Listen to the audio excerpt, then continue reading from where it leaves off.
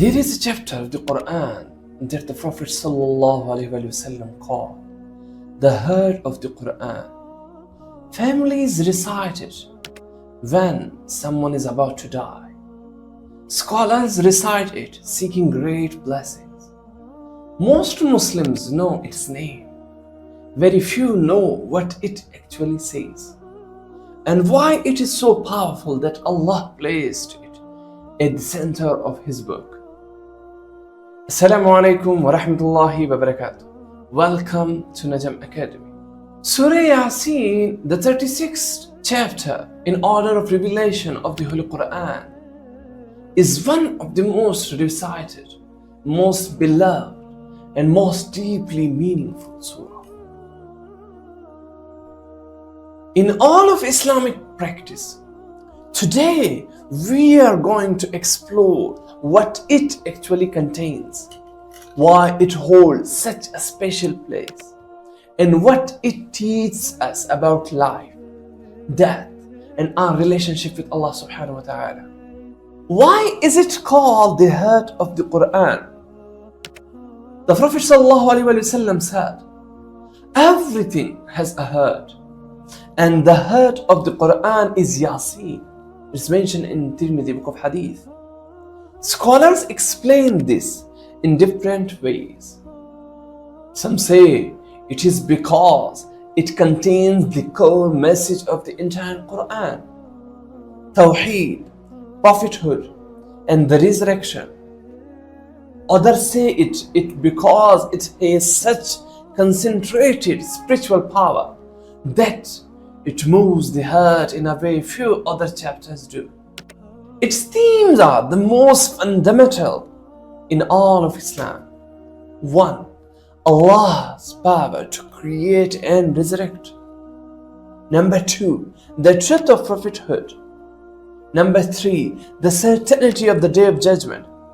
Number 4. The story of a single man who chose to stand for truth alone. The story of 3 messengers. Surah Yaseen opens with a powerful narrative.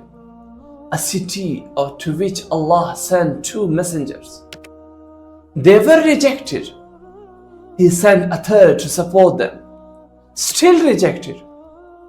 The people threatened them.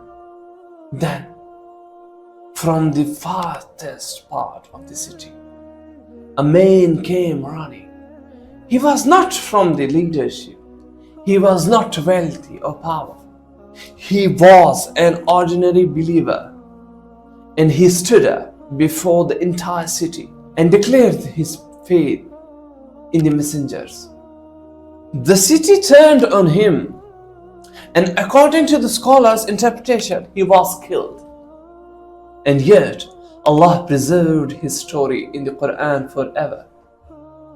His name was Habib al-Najam, and he is remembered until the day of judgment because of one moment of courage. The verse of resurrection, Surah Yaseen, contains one of the most powerful verses about resurrection. أعوذ بالله من الشيطان الرجيم بسم الله الرحمن الرحيم أوليس الذي خلق السماوات والأرض بقادر على أن يخلق مثلهم. Is not he who created the heavens and the earth able to create the likes of them? It's mentioned in Surah number 36 and ayah number 81. The logic is simple but devastating to doubt. If Allah created the universe from nothing, is it so hard to believe He can resurrect a human being? Of course not. Why recite it for the dying?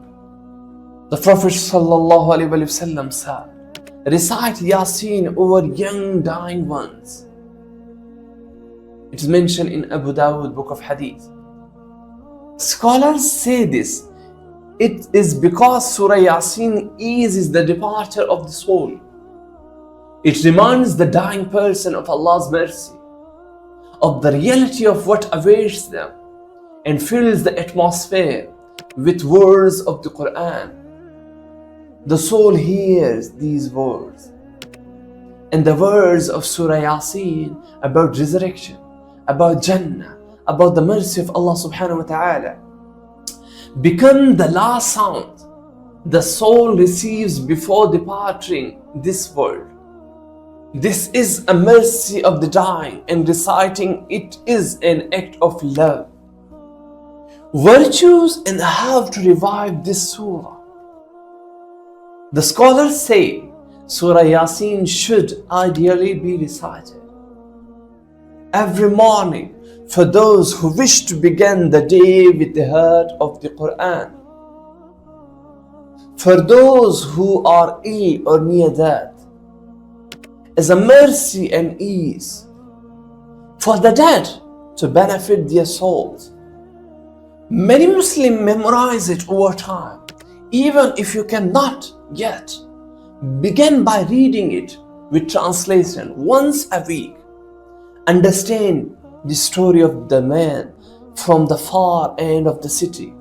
Ask yourself, am I willing to stand for truth when everyone else is silent? May Allah make Surah Yaseen a light for our heart in this life and ease for us in the time of death and a mercy for us in the grave. Ya Hayyu Ya Qayyum, O ever-living, O self-sustaining, grant us a good ending and gather us in Jannah. Jazakallahu khair for watching. Assalamu alaikum wa rahmatullahi wa barakatuh.